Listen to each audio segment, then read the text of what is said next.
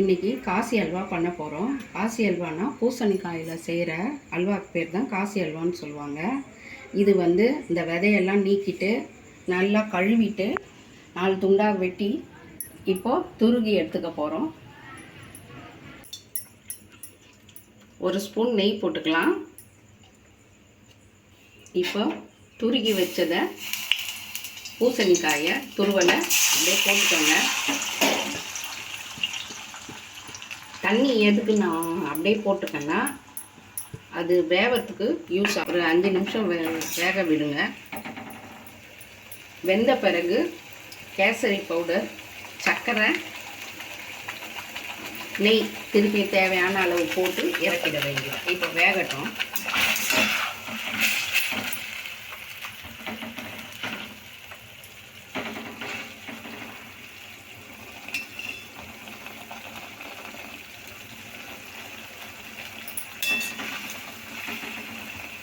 தண்ணியெல்லாம் நம்ம தண்ணி ஊற்றணும் இல்லையா, துருகும் போது தண்ணி வரும், அந்த தண்ணியெல்லாம் இழுத்துக்குச்சு.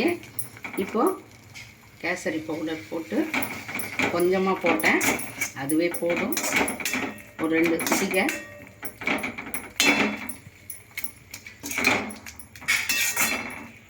சர்க்கரை போட்டாலும் கொஞ்சம் தண்ணி விடும்.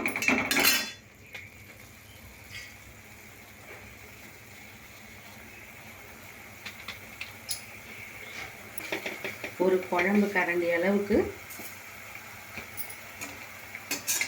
சர்க்கரை போட்டுக்கிட்டேன்.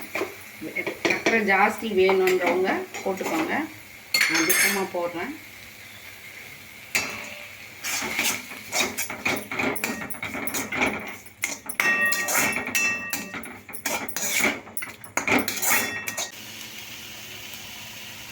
இப்போது 1 ஸ்பூன் நெய் போட்டு,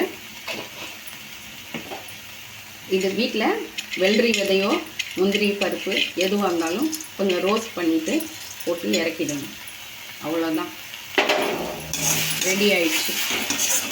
இதை பாருங்கள், ஒட்டாமல் வருது, பதம் கரெக்டாக இருக்குது. இறக்கி சூடாவோ இல்லாட்டி கொஞ்சம் ஆறின பிறகோ சாப்பிடுவோம்.